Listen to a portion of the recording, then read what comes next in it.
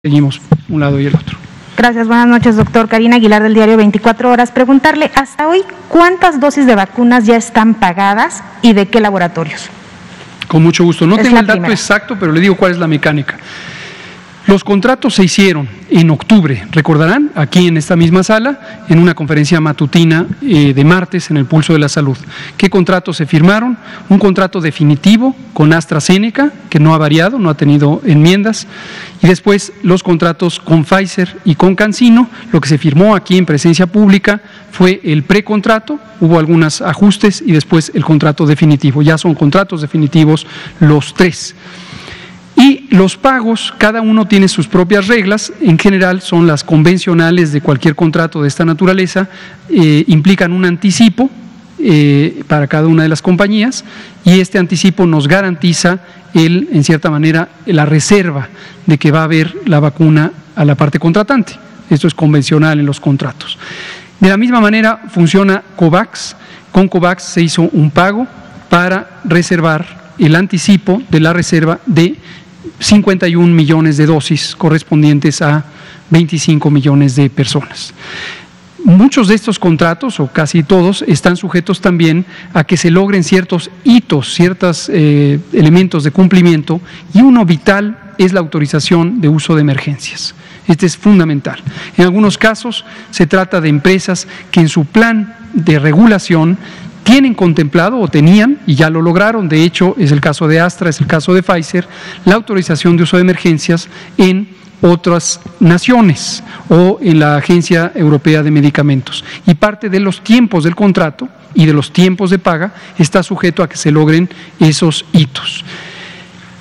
Ya le dije Astra, Pfizer, CanSino y COVAX. Ahora le digo Sputnik V. Sputnik V, se firmó el contrato por parte del doctor Alcocer. Ayer, como conocimos y lo comentamos nuevamente con mucho gusto hoy por la mañana, COFEPRIS otorgó la autorización de uso de emergencias. El contrato debió ser acoplado al tiempo en que salió la autorización, de modo que lo que se mandó a Rusia finalmente es el contrato ya actualizado a la fecha de 3 de febrero, se mandó en horas de la madrugada. Y todavía hubo una última ronda de enmiendas que hizo Rusia. Hace unos pocos par de horas recibimos ya la nueva enmienda y esperemos que el doctor Alcocer nuevamente firme la versión enmendada. Respecto al pago, aún no hemos pagado nada y aún no estamos propiamente sujetos a la obligación de pago, pero estamos deseosos que nos manden ya la factura para poder hacer el anticipo que corresponda de acuerdo con el contrato. ¿Pagos totales ninguno? No, esto no se paga. Todo eso es como a través de los contratos. Sí, por entrega. Sí. Es lo que está estipulado en los contratos. Ahora, por otro lado, doctor, ¿cuál es la prevalencia del adenovirus 5 en la población mexicana? No está documentado. Esta es una cosa interesante. Seguramente su pregunta se relaciona con una inquietud que algunas personas científicas, algunas de ellas relacionadas con la industria farmacéutica en sus empleos previos, tienen sobre la vacuna Sputnik V, sobre la vacuna CanSino, que tienen en su composición adenovirus 5. Es un virus común, igual que el adenovirus 26, igual que todos los adenovirus, igual que el rinovirus, el virus influenza. Hay muchos virus respiratorios comunes. La inquietud que han formulado algunas personas es que por la frecuencia alta de estos virus podría ser que se inhiba el efecto de la vacuna, lo cual es científicamente razonable. Es interesante porque las vacunas que utilizan un solo adenovirus podrían ser las más susceptibles.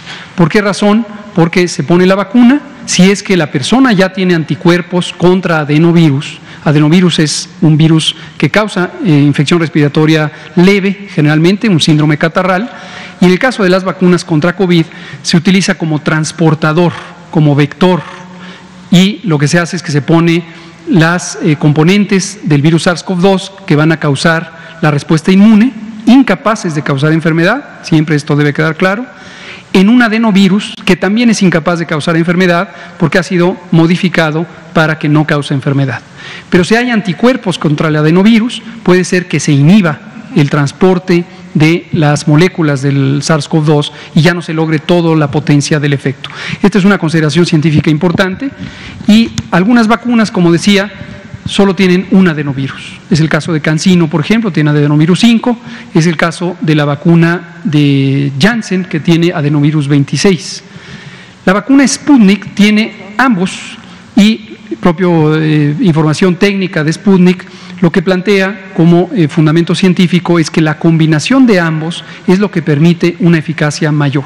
La eficacia está demostrada clínicamente, como lo vimos en el documento que se publicó ayer en la revista Lancet, que es el informe del ensayo clínico fase 3, y la forma en que se utiliza Sputnik es primera dosis adenovirus 26, segunda dosis adenovirus 5. Entonces, ante la circunstancia de que son dos adenovirus diferentes que circulan en distintas intensidades en la población, es menos probable que haya personas que tengan anticuerpos contra ambos adenovirus. Y el efecto neto es el que se ve en el ensayo clínico, que la eficacia es de 91.6%. Aunque solo haya sido probado en Moscú con rusos. Los ensayos clínicos se han hecho en distintos lugares. No es indispensable hacerlo en cada territorio, sería completamente impráctico. Ningún producto farmacéutico se prueba en todas y cada una de las ciudades o países donde se planea utilizar. Ahora, ciertamente, la inquietud, el otro día leí información de una doctora, como digo, trabaja hoy en la Secretaría de Salud, antiguamente trabajó en el laboratorio Landsteiner, por cierto, es el laboratorio que en algún momento planeaba comercializar la vacuna Sputnik. Trabajó también en el laboratorio PISA y en otros lugares. Y el planteamiento que hace me parece científicamente razonable, sin embargo, algunos de los supuestos parecen anticiparse a la realidad y no están fundamentados, y habría que ver, desde luego, la diferencia entre eficacia y efectividad desde el punto de vista técnico es precisamente la diferencia entre un ambiente controlado y un ambiente real. Hay múltiples factores para cualquier intervención de salud o producto farmacéutico que pueden hacer que se diferencie en términos de magnitud una y otra. Doctor, sobre el tema de la página para el preregistro de los adultos mayores, ante esta saturación, pues los adultos mayores se notan, y nos lo han hecho saber en redes sociales y demás, se notan muy preocupados porque no están pudiendo accesar, y también los familiares, ¿no? Entonces, en ese sentido, ¿cuál es el mensaje que usted les manda para que sepan que van a ser prioridad en este esquema de vacunación, y quienes no tengan internet que también estén tranquilos en este sentido? Estén tranquilos, lo dijimos ayer en la noche, lo dijimos hoy por la mañana, lo volvemos a decir en este momento. Todas y todos los adultos mayores van a ser vacunados. No necesitan reservar su lugar en la fila. Nos queda claro que hubo la percepción de que había que formarse electrónicamente, y algunas personas pensaron que el orden en que se fueran registrando sería el orden en que sean vacunadas. No piensen eso, por favor no piensen, porque sería erróneo. No tiene nada que ver el orden en que aparezcan en el tiempo de registro con el orden en que sean vacunadas. Las personas serán vacunadas de acuerdo al plan de cobertura. Ya hemos dicho públicamente, empezaremos con las zonas rurales dispersas, en donde vive 3 millones de personas, y planeamos con las brigadas Correcaminos cubrir esa población en una semana.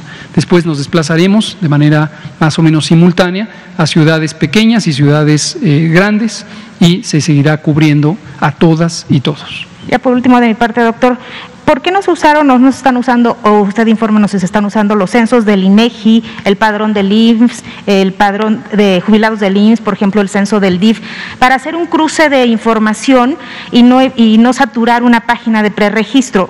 No sé si se están usando o no. Y también, si nos puede dar el reporte de la salud del presidente, por favor. Con mucho gusto. Sí se están usando. Es interesante, a veces la formulación de las preguntas asume cosas que hemos dicho y que son distintas, pero no se preocupe, con mucho gusto lo volvemos a explicar. Hemos tenido acceso a distintas fuentes de información, distintas bases de datos gubernamentales o de organismos públicos que nos permiten tener identificadas a las personas. Pero entre el momento de registro y la realidad, muchas cosas cambian. Una muy lamentable es que la gente pierde la vida. No solo por el COVID, estamos hablando de personas adultas mayores, algunas muy mayores, que han perdido la vida.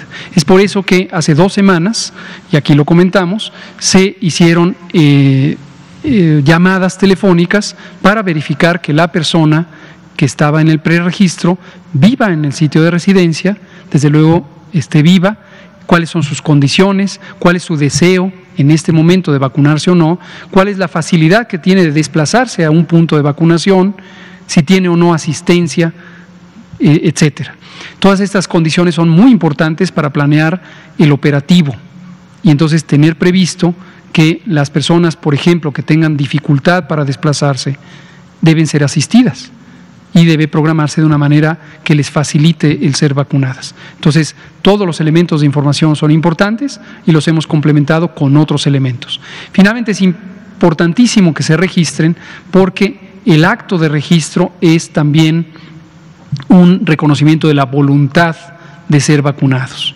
En su momento, desde luego, se va a corroborar esa voluntad de múltiples maneras, incluido la pregunta directa a las personas, pero todos estos son elementos de evidencia de la voluntad de ser vacunadas. Nadie debe ser vacunado ni puede ser vacunado por obligación, nada, esto es completamente voluntario, esto es un programa gratuito de cobertura universal que se paga con los recursos públicos, con el Tesoro Nacional y todos tenemos derecho al acceso a este programa. Gracias. La salud del presidente, excelente, excelente. Y esto lo digo como uno de sus subordinados porque hoy tuve varias llamadas relacionadas con las instrucciones que él nos ha estado dando. No ha parado, prácticamente no ha parado, me consta, esto lo digo por eso de esa manera. Ahora, en una manera más formal, el secretario de Salud es el doctor Alcocer y él es el coordinador del equipo médico y él me comparte para poderlo comentar aquí cuál es el estado de salud. Y ha estado evolucionando muy bien, prácticamente asintomático en todo este periodo. En los primeros 2 días tuvo un poco de febrícula, ya lo habíamos comentado, tuvo un poco de dolor de cabeza y después ha sido nada. Y pues ya quiere salir, esperemos que muy pronto esté aquí con nosotros para seguir coordinando y también comunicando. Muchas gracias. Liliana Noble, Pulso Saludable.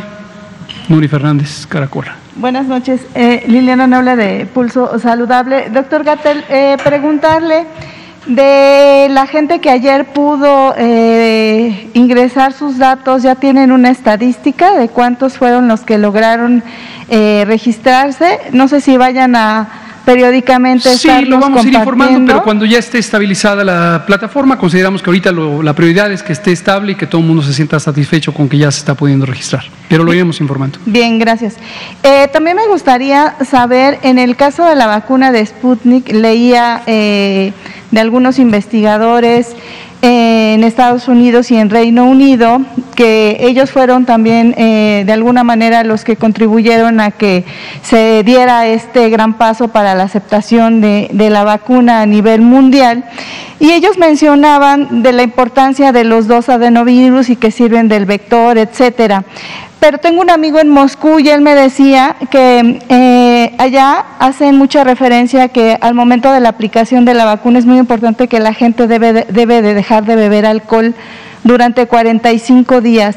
¿Esta información ustedes la tienen contemplada y si va a pasar algo así en México? ¿Y cuáles serían las advertencias de utilización de esta vacuna? Sí. Y final, una tercera pregunta. Con mucho gusto. Es una recomendación general que se hace en la aplicación de cualquier vacuna. No hay una razón específica en términos de farmacocinética o farmacodinamia sobre los efectos del alcohol y los efectos de la vacuna. Algunas consideraciones, quizá más teóricas que prácticas, incluyen que el consumo de alcohol modifica la eficiencia del sistema inmune en varios componentes que sería demasiado extenso explicar aquí, y como recomendación general se refiere que el organismo esté en óptimas condiciones. También que esté hidratada la persona, deseablemente que esté descansada la persona, y una cosa que también es imprescindible o muy importante es que no tenga síntomas, que no tenga fiebre, que no haya tenido dolor, que no tenga inflamación, porque se considera que es la mayor estabilidad que puede tener el organismo. Claro. Y finalmente, doctor, ¿qué saben, cómo han ido las investigaciones del uso de la vacuna de Astra y la Universidad de Oxford para los adultos mayores. Leía también en una investigación de un artículo que se publicó de la comunidad de científicos en Bélgica que ellos ya determinaron no utilizarla en adultos mayores. ¿Cómo va esa situación en México? Gracias. En México no la estamos utilizando todavía y no estamos en espera, nadie en el mundo en espera de nuevos resultados de investigación. Lo que se espera es que siga avanzando el ensayo clínico fase 3 que se conduce en otras partes del mundo. En México no se conduce, por cierto, relacionado con lo que preguntaba Karina Aguilar, no se conduce el ensayo clínico de AstraZeneca y eso no nos impide tener vacuna de AstraZeneca. Resultados preliminares que fueron analizados por el Grupo Asesor Estratégico de Inmunización, de Vacunación de la Organización Mundial de la Salud la semana pasada, identificaron que cuando se considera exclusivamente a personas mayores de 60 años, 60 y más, no parece haber una diferencia estadísticamente significativa entre quienes se vacunaron con el producto, la vacuna de AstraZeneca, y quienes recibieron el placebo, agua inyectable estéril. Perdón, ahí no, ahí es vacuna contra el meningococo, el placebo, el comparador. Entonces no hay una diferencia estadísticamente significativa y cuando se estima la eficacia fue una eficacia muy baja, del 65%. Como los datos son todavía preliminares, son muy pocos eventos. Hubo un caso de COVID-19 en los vacunados con la vacuna AZD1222 y un caso en quienes fueron vacunados con la vacuna de meningococo. Entonces, son muy pocos eventos, estadísticamente son datos muy poco robustos. Entonces, lo que se está en espera es de que se siga la observación en la que siguen las personas reclutadas en el ensayo clínico. Todos los ensayos clínicos siguen y seguirán abiertos hasta tiempos de observación de 3 años. Y ahí es donde se irán teniendo nuevos resultados, que en su momento podrían modificar las decisiones que han tomado algunos países. Ciertamente Alemania, Francia, Bélgica son algunos de los que prefirieron poner en alto la vacunación de adultos mayores por estos resultados. ¿Pero en México no considerarían esa opción? En México toda la información científica que está en el mundo y que se discute en el mundo la reflexionamos, seguro. No olvidar que el doctor Alejandro Cravioto es parte de nuestro grupo técnico asesor de vacunación y es el presidente del grupo asesor estratégico de la OMS. Estamos en las mejores manos. ¿Ya lo invitó? ¿A dónde? ¿Aquí? No, ya le dije, pero él de momento no está demasiado ocupado como para venir ahorita aquí. Lo vamos a invitar. Nuria Fernández, Caracola. Hola a todas y a todos, soy Nuri Fernández de la Caracola y es una pregunta que tiene que ver con la situación de la compra de vacunas en el mundo. Según un estudio de la Universidad de Duke, me imagino que no es un acaparamiento ya de la vacuna misma porque no se ha producido, pero sí en términos de los contratos. De manera que los países más ricos ya han contratado 6.500 millones de vacunas y en particular Canadá, por ejemplo, contrató vacunas suficientes para vacunar 5 veces a toda su población, Estados Unidos 3 veces, si no me equivoco, o 4, Israel también 4 veces, Chile también. Entonces, la pregunta sería si no sería importante plantear en el mecanismo COVAX y a nivel ONU que así como está haciendo este país de manera, pues, de cara al mundo y de cara a su población, de que los contratos que se están estableciendo aquí, pues son para vacunar a la población que hay aquí, nada más, ¿no? No para hacer un acaparamiento. Entonces, si se puede plantear en el mecanismo COVAX que los países no puedan comprar más vacunas que la población que tienen, digamos, ¿no? Esa es una primera parte de la pregunta y esto está ligado porque en este momento digamos que los países que están consiguiendo vacunas son sobre todo los países más ricos y a pesar del esfuerzo que está haciendo COVAX hay un atraso muy grande del resto de los países y Sudáfrica y la India propusieron en la Organización Mundial de Comercio que se liberaran las patentes de las vacunas para que muchos países pudieran tener acceso a la fabricación. Es una opinión sobre estos dos temas. Gracias. Muchas gracias, Nuria. En buena medida comparto esta opinión al lamentar cómo los seres humanos y las sociedades humanas podemos tener contrastes muy importantes. Podemos demostrar generosidad, podemos demostrar capacidad de ponernos de acuerdo, ánimo y actitud y comportamientos solidarios, pero también los seres humanos hay quienes pueden tener perspectivas muy egoístas, muy de autoprotección, a pesar de que otros pudieran llegar a sufrir. En salud pública y específicamente en la materia de enfermedades emergentes, de pandemias, de epidemias, está esto estudiado incluso en modelaciones matemáticas y proyecciones sobre cuáles son los óptimos del comportamiento humano y el comportamiento social. Y es interesante porque en una epidemia tras otra volvemos a ver que ocurre lo mismo, a pesar de que científicamente lo deseable, lo óptimo es la solidaridad. Lo decíamos en varias ocasiones durante el año pasado, si un país logra protegerse, pero el resto del mundo no, ese país de todos modos va a sufrir, porque si no sufre acaso porque logre ser inmune biológicamente toda su población, de todos modos va a sufrir los embates económicos de la debacle que causaría la persistencia de la enfermedad en otras regiones del mundo. Por poner un escenario, recuerdo en 2014, se acordarán de una muy lamentable y triste epidemia de ébola en el occidente africano, Liberia, Guinea, y el entonces presidente del Banco Mundial, que además es un médico muy destacado, salubrista, hacía una reflexión interesante por el comportamiento de algunos de los países adinerados, de varios de ellos, que estaban muy preocupados de proteger a su población de que no llegara el virus ébola, que es también de alta letalidad. Pero poco se hacía, reclamaba el presidente entonces del Banco Mundial, por ayudar a los países afectados, donde tenían el desastre. Y usaba una metáfora que me parece que es elocuente, que decía, es como si estamos en la situación de un incendio y lo que hacemos es poner trapos mojados en la puerta de la casa para evitar que se vaya a meter el incendio a la casa. Entonces, justamente es eso. Si tenemos una reflexión reposada, podemos darnos cuenta que los comportamientos egoístas tienden a ser menos eficientes en la capacidad de protección como especie, como seres humanos. Y también a eso se refería el doctor Tedros Ghebreyesus, el director de la OMS, hace unos pocos días o semanas, cuando decía que es una desastre de la humanidad el no ponerse de acuerdo, ha demostrado su incapacidad de ponerse de acuerdo para tener este esquema solidario de distribución. En la epidemia de VIH-Sida, que sigue desde luego activa desde hace muchos años, desde hace más de 35, también se vio con el tema de los antirretrovirales y el acceso a los mismos. Las regiones más afectadas del mundo, desde luego, son las más pobres del mundo y son las que tienen el menor acceso a los medicamentos.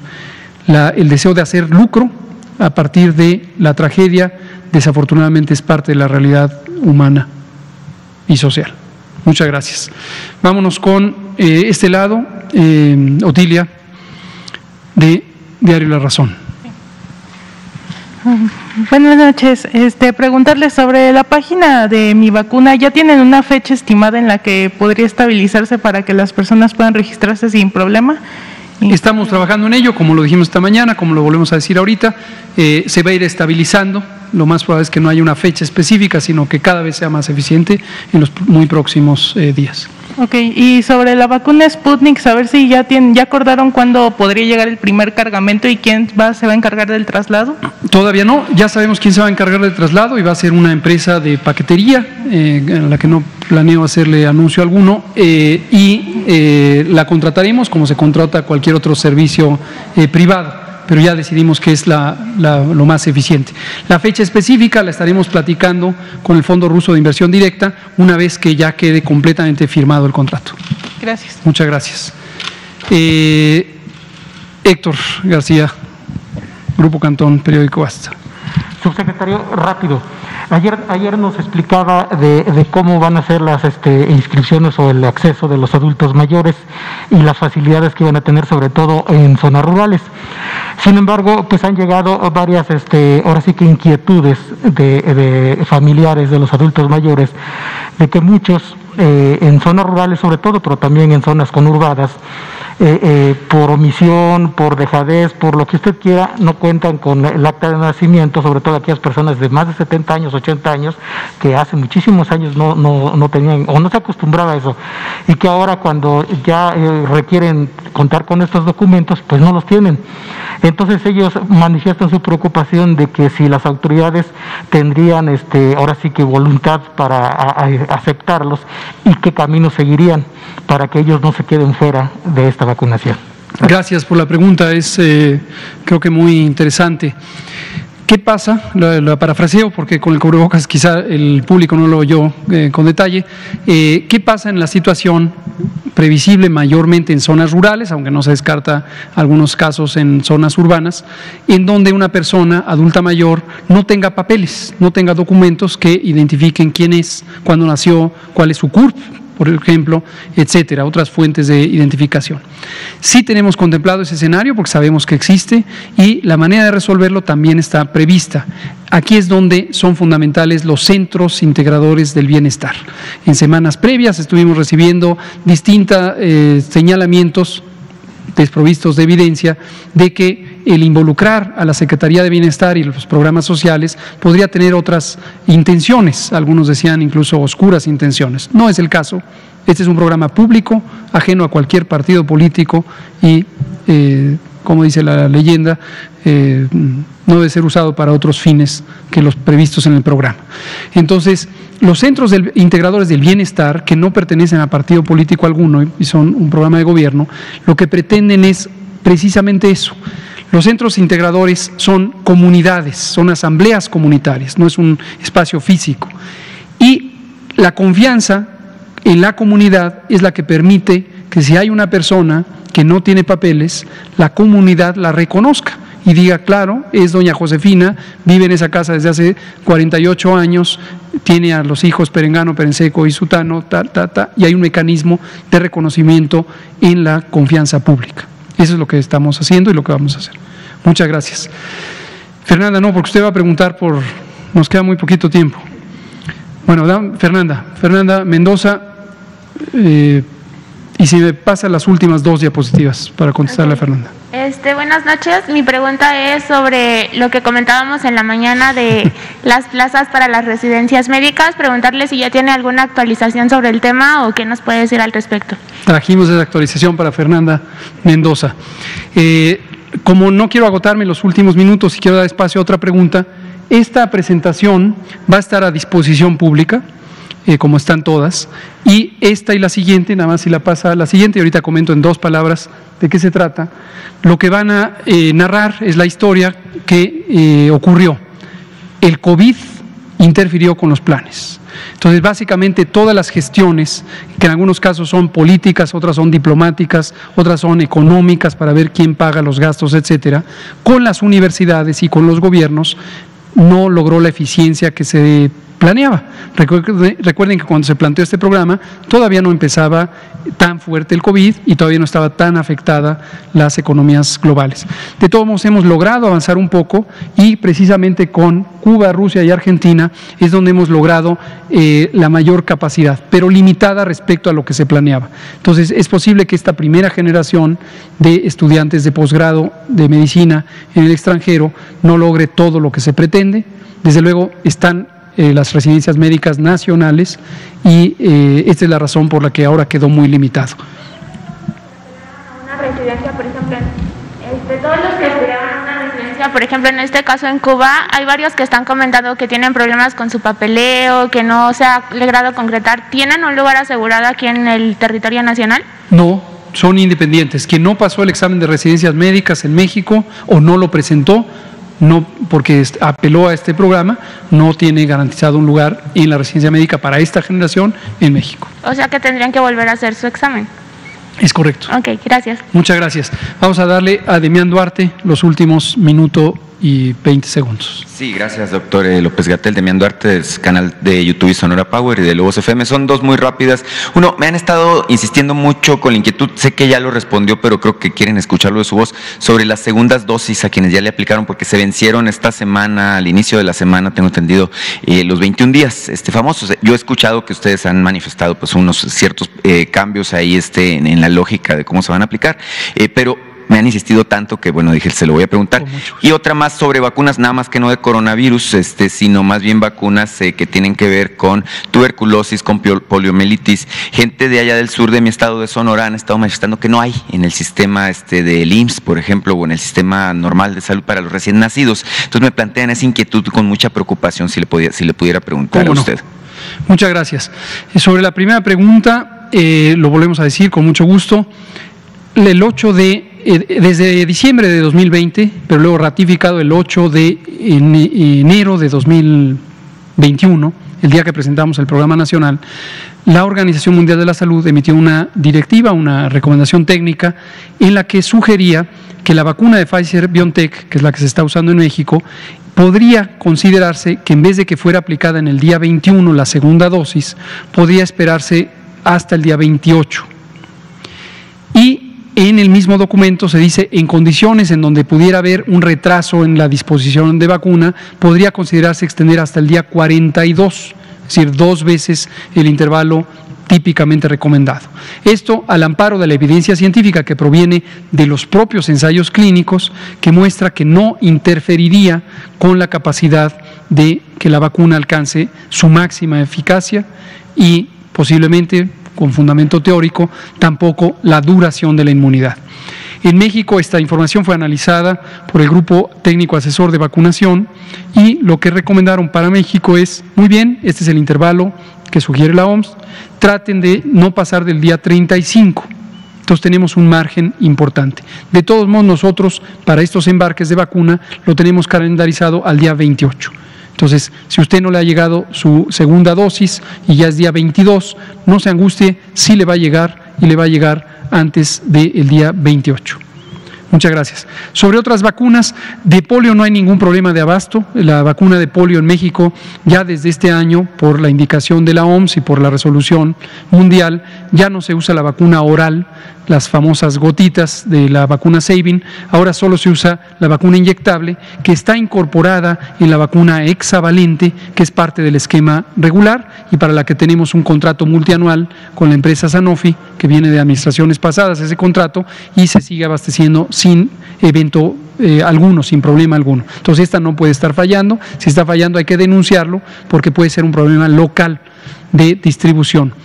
La vacuna BCG contra la meningitis tuberculosa, que se recomienda poner al nacimiento, esta sí hubo un problema de desabasto mundial que retrasó la disponibilidad de la vacuna en muchos países del mundo, nosotros también fuimos afectados y ha llegado con retraso a algunas localidades. Muchas gracias. Aquí termina la conferencia de prensa, son las 20:01. La epidemia sigue. En México tenemos noticias alentadoras de una reducción en semanas recientes. No debe ser tomada como garantía ni como indicación de que se acabó la epidemia. Hay que seguir con las medidas de protección. La vacunación avanza y avanza bien y seguirá avanzando bien. Muchas gracias.